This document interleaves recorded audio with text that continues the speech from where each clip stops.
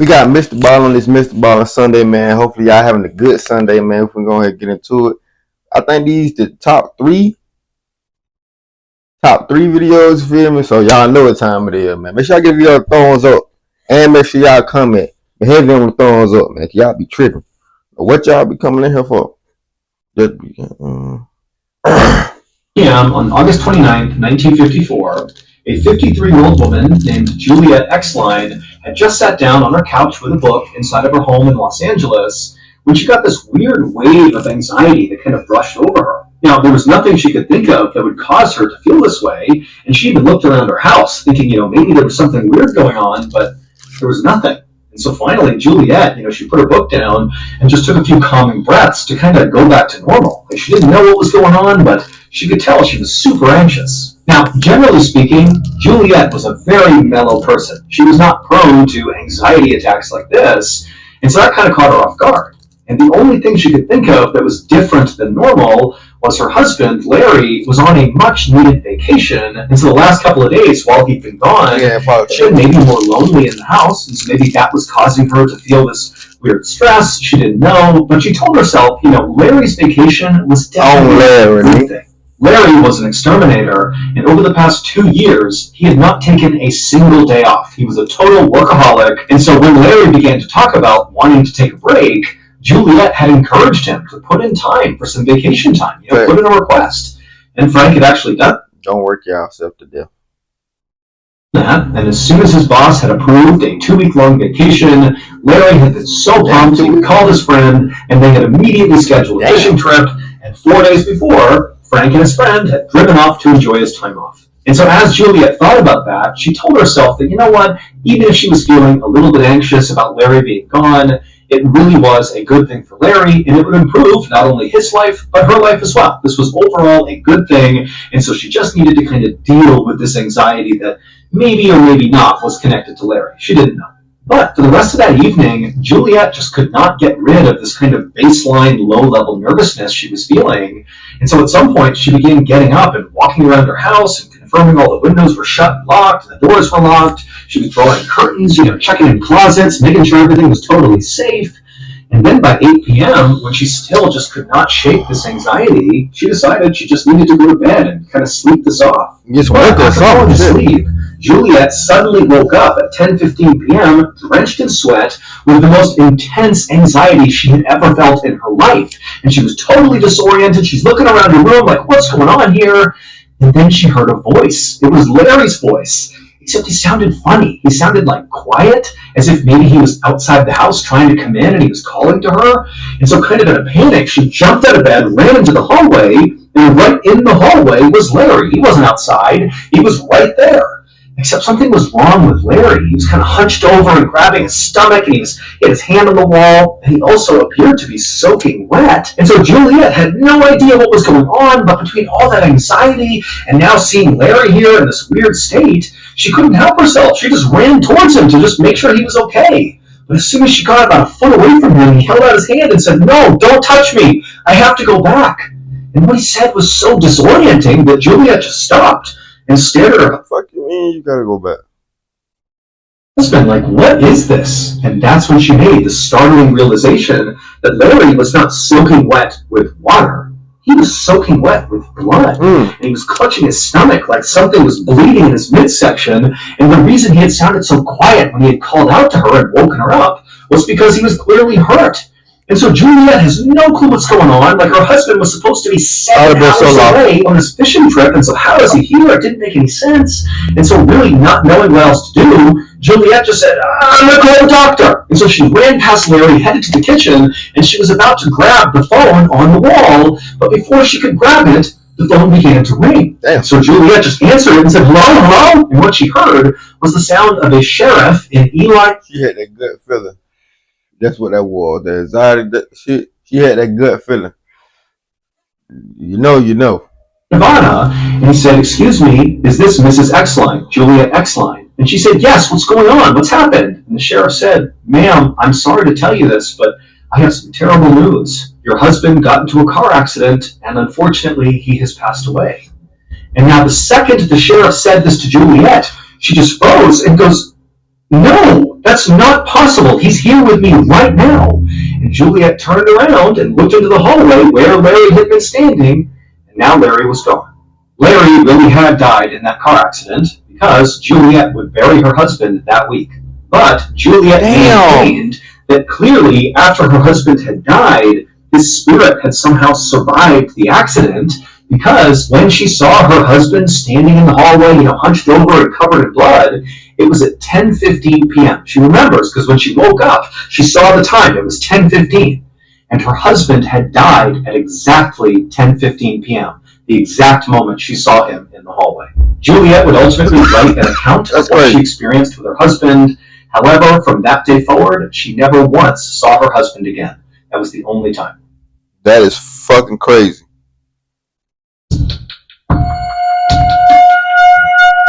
We already starting our crazy. At 12:30 p.m. on March 7th, 2015, a police officer named Tyler Meadows, along with his partner, were driving in his police cruiser near the Spanish Fork River in Utah when suddenly a police dispatcher came on over the radio. And this dispatcher was speaking very urgently and said, "Hey, a fisherman has just called in to say that he spotted what looks like an upturned SUV partially submerged in the Spanish Fork River right underneath the bridge. And whoever is closest to this bridge, get over there and see if there's anybody inside the vehicle that can be saved."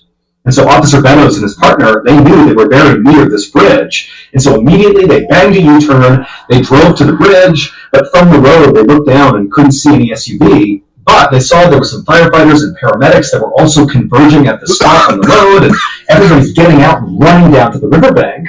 And so Meadows and his partner did the same thing. They got out and they ran down, and then finally when they got to the riverbank and they saw underneath this bridge, sure enough, there was this red SUV upturned, partially submerged, and he noticed right away that none of the doors had been opened in this SUV, and so it meant whoever was driving this vehicle, when it flipped over, very likely was still inside. And so Officer Meadows, his partner, and the other first responders just jumped into this icy cold river and began making their way closer and closer to this upturned SUV, which again, it's not fully submerged, it's like a third of the way underwater. So if you were sitting in the seat inside of this vehicle and you were an adult, your head would basically be in the water if you were still strapped into the seat. And as they're making their way towards this SUV, when they got close enough, they began hearing a woman inside of the vehicle screaming, "Hey, we're in here! Come over here! Help!" But when Officer Meadows and the rest of the first responders actually reached the SUV, the water was so murky and it basically completely covered up the windows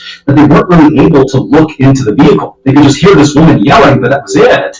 And then when they tried to open up the doors, they couldn't do it because the roof had begun to cave in, and so the actual framing of the door wouldn't open. And so all these first responders, it's like their adrenaline's pumping, and they're like, "Come on, we gotta push this thing up onto its side so we can get in." And so all these first responders are pushing and pushing, and slowly but surely they began to raise the side of this vehicle up until the windows suddenly were clear, and Officer Meadows and the others were able to look into the car, and they saw there was a woman in the driver's seat, and there was a baby in a car seat dangling upside down.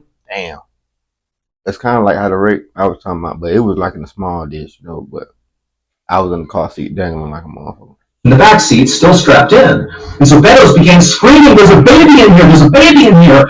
And suddenly it was like everybody got extra strength and they pushed this vehicle all the way up onto its side. And then one of the firefighters climbed up onto the side of the car, which now was the highest point of the car. And he reached in and he clipped these straps holding the baby who had been upside down, dangling there, cut the straps and pulled the baby out and handed the baby over to Officer Meadows. And then the firefighter began doing the same thing to get the woman out.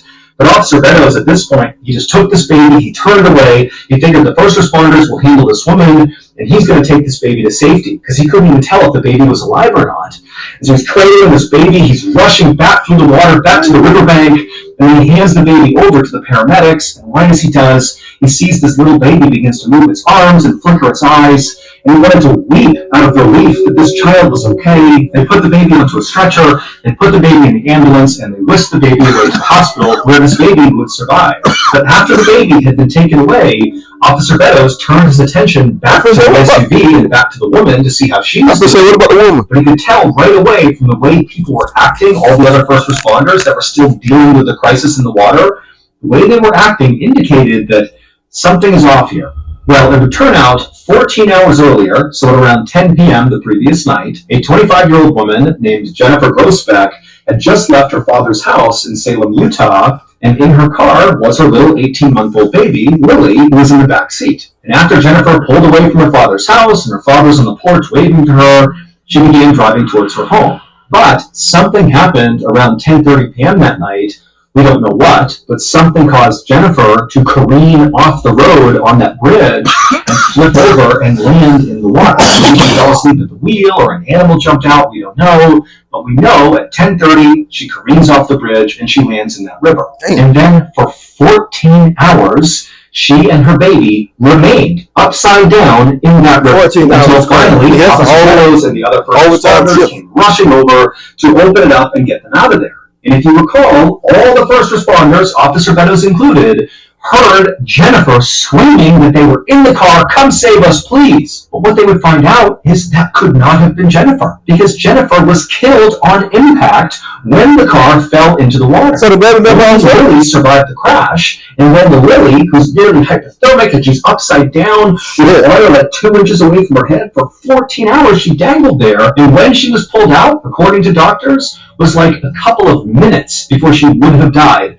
from hypothermia. And so without that voice, Lily almost certainly would have died, because it was the sound of that voice that really encouraged all these first responders to find the strength and get that car up on its side and then get the baby out of there. We don't know whose voice that belonged to, but for sure, it saved Lily's life. And again, baby Lily would make a full recovery, and to this day, Officer Meadows and the other first responders, they know what they heard, and they do not have an explanation for it. Damn, that's fucking crazy. You know, do you like scary stories about cryptids, the paranormal, the supernatural? Motherfuckers that be tripping and shit, they don't be tripping. Like, that actually be, went too far. That actually be, you feel me, somebody actually reaching out, you feel me, in the spirit world, be telling you, you'll hear it though, if they strong enough. I ain't gonna cap. 9 p.m. on October 26th, 2009, a 19-year-old college student named Mako Hiroka bagged up the last bit of trash inside of the ice cream parlor where she worked, and she dumped it into a bag, and she tied that bag up. It was closing time, and so Mako looked around the inside of the parlor, made sure everything was where it was supposed to be, and then she flipped off the lights, threw her purse over her shoulder, she grabbed that bag of trash, she headed outside the parlor, she shut and locked the door, she dumped the trash in a nearby bin, and then began walking towards the exit of the mall, which is where this parlor was located. Inside of this big mall. Miyako went to school in a city called Hamada City, which is located on the coast of Japan in an area called the Shimane Prefecture. And Hamada City was a totally beautiful and very remote location with these amazing beaches and unbelievable mountains with all these ski resorts on it.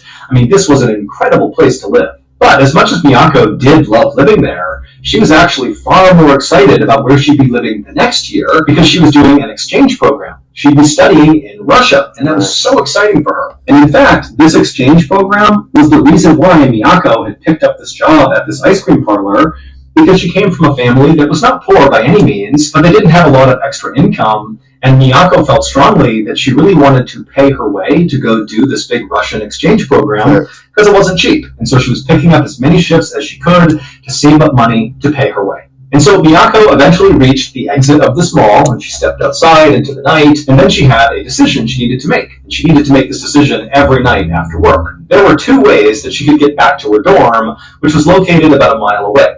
The quick way would be to just hop on a bus and have the bus take her to her dorm, but that cost money. And remember, Miyako is trying to save up as much money as she can to pay for Russia next year. And so taking the bus just felt like, not really worth it. The other option, which was free, was much longer and frankly just plain spooky. And Miyako hated it. What it entailed was basically just walking to her dorm, but it would mean walking for about a third of a mile through this really spooky forest. Oh, hell no. Straight out of horror. Up until recently, Miyako's coworker had always left with her at the same time, and they lived roughly in the same area, and so they would walk together through that forest, saving money, and also, providing each other security as they went through the spooky area. Recently, the coworker had quit.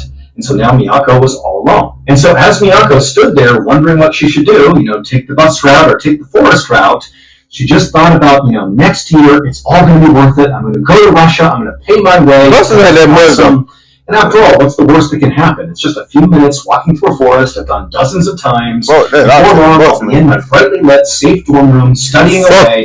And so Mako turned and began walking towards the forest. The following day, a little past 4 p.m., the owner of the ice cream shop where Mako worked was standing inside the parlor feeling really annoyed because Mako had not shown up for her shift, and now the owner, who normally did a lot of administrative and managerial things, was stuck at the counter serving all the customers, basically doing Miyako's job. But when 5 p.m. came, still Mako had not shown up, and the owner had tried calling her, and she didn't pick up, and there was just no sign of her.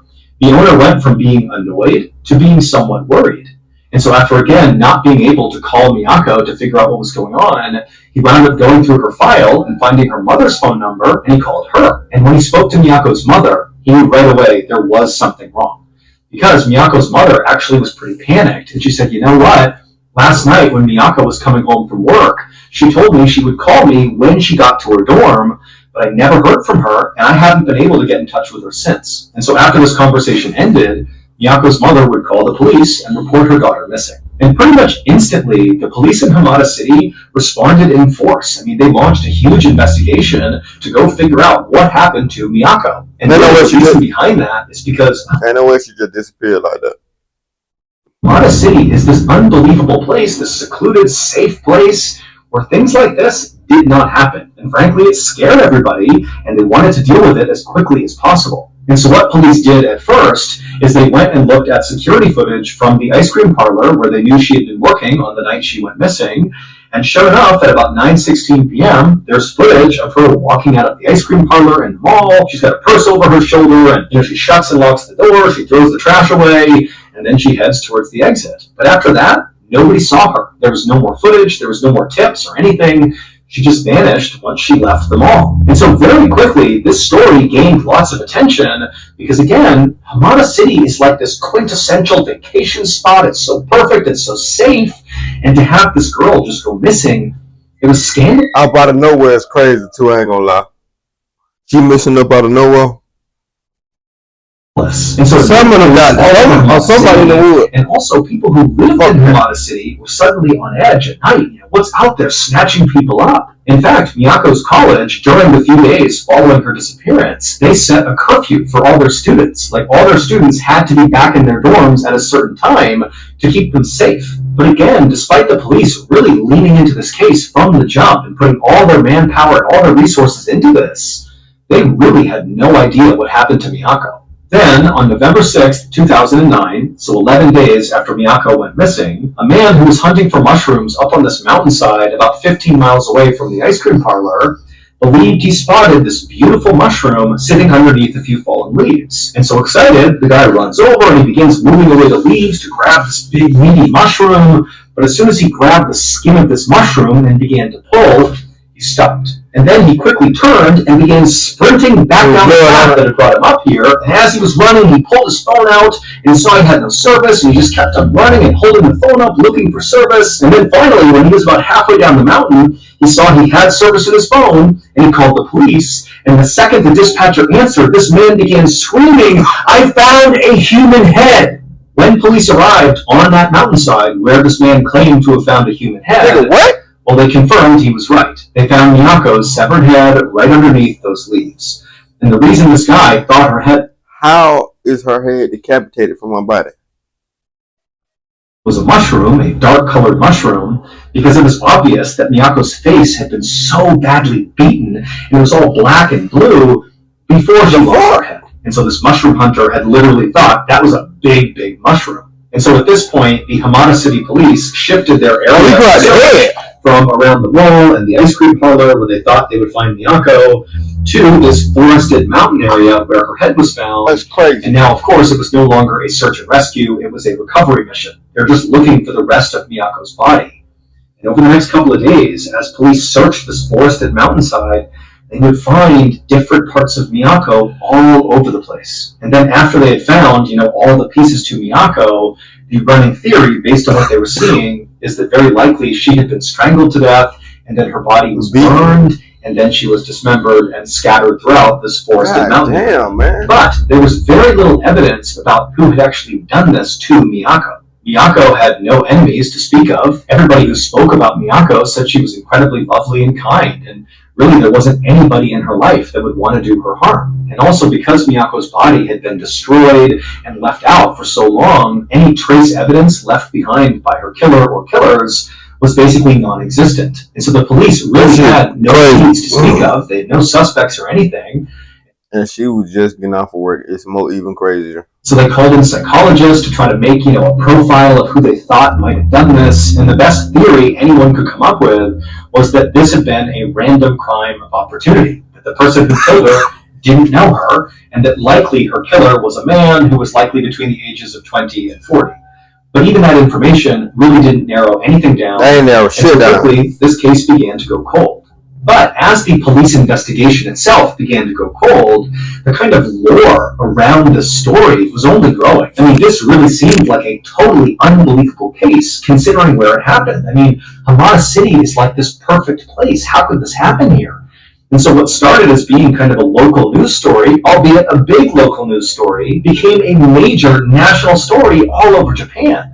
And so all these TV outlets and journalists were descending on Hamada City, and they were taking video of the ice cream parlor and of the police department and filming, Miyako's dorm and her school and her parents' house. I mean, there were people all over the place trying to get any bit of information to report on about this case. And despite there being dozens and dozens of these live reports basically every day coming out of Hamada City about this case and about Miyako, there was one particular news report that took this case from being, totally unfortunate and sad and tragic and horrible to completely unbelievable and bizarre. Shortly after Miyako's remains had basically all been found, but they were still doing some recovery operations up on that mountainside, one of these kind of random TV reporters who was in Hamada City to report on this crazy case decided to set up their TV camera so it was pointing towards the dark entrance of that spooky forest that Miyako would walk through to get back to her dorm. And so this TV news reporter's got their microphone and, they're standing with the forest entrance right behind them, and the cameraman's filming, looking towards this opening of the forest. And the actual report was pretty generic. I mean, this reporter was basically saying, well, coming at you live from Hamada City, just outside of the forest where perhaps Miyako was killed.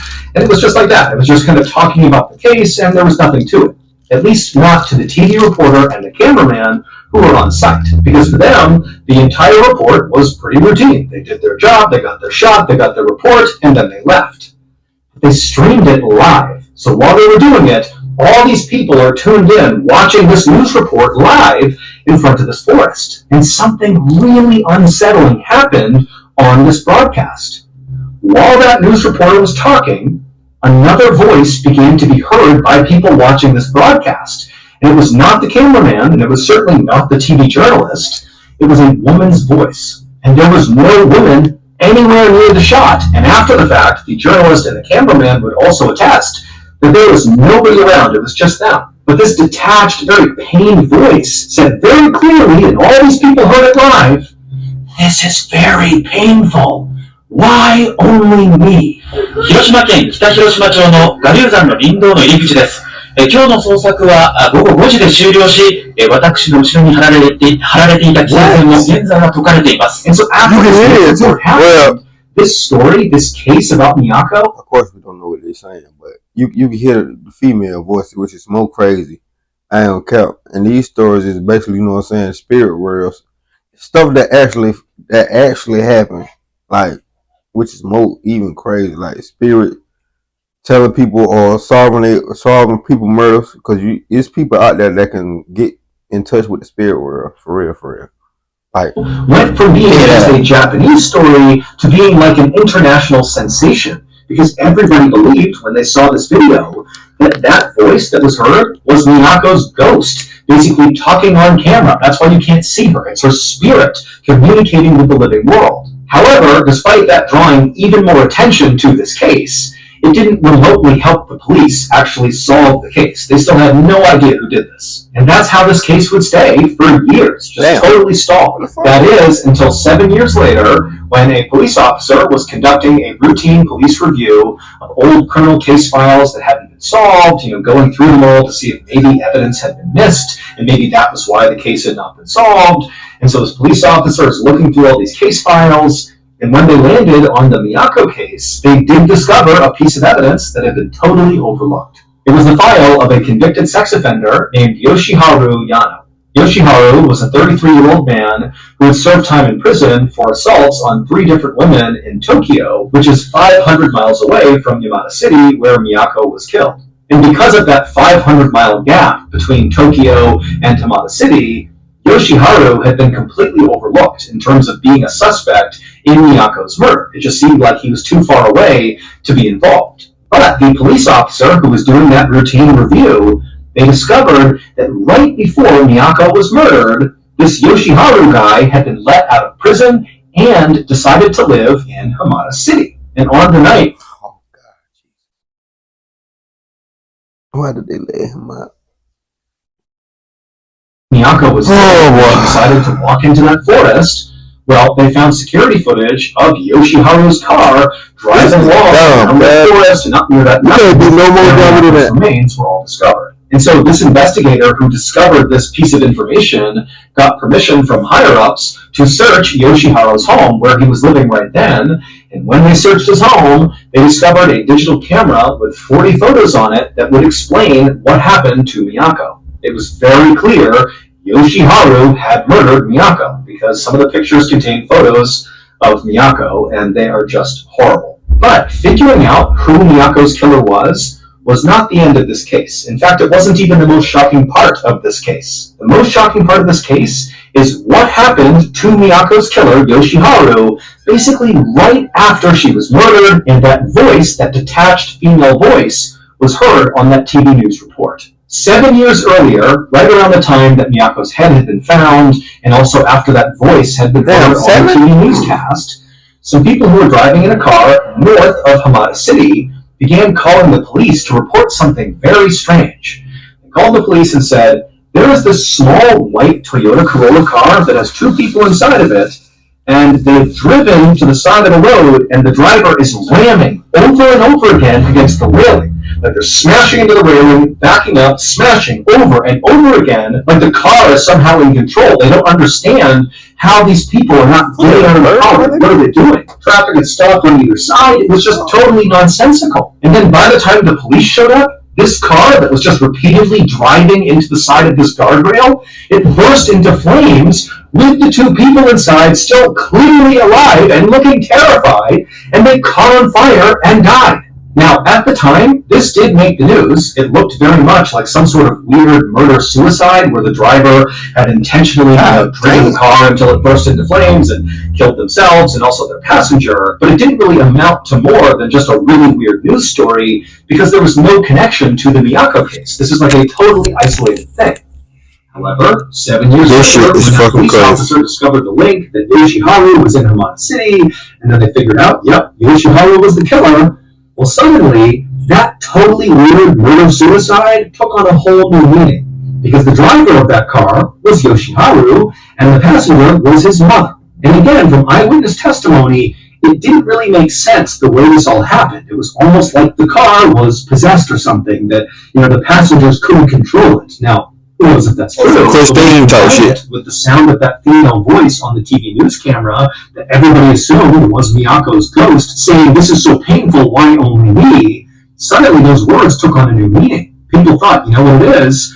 Miyako's ghost must have taken control of that car and made sure not only Yoshiharu suffered and died, but his family member died as well. That she was seeking revenge on her killer. That is fucking crazy. As promised, here is a clip from the newest episode. And if y'all don't believe that, once again, y'all need to go get woke. Because all this spiritual shit that took on place in this video is real. And if you don't believe it, you need to do your homework on it. These 3 top, you know what I'm saying? I forgot what the name of it was, but hold on. 3 top. I'm saying these are they are dead. They are her dead people. Top 3 were strange. Okay, top 3 was strange. Okay, bet. I knew it was one of them. I just didn't know. But damn, make sure y'all go check out the original video in the description down below. Make sure y'all give the video a thumbs up, like, share, and subscribe. Hit that notification bell that notify you when I post another video. See you when I see it, man. Let's ride, man.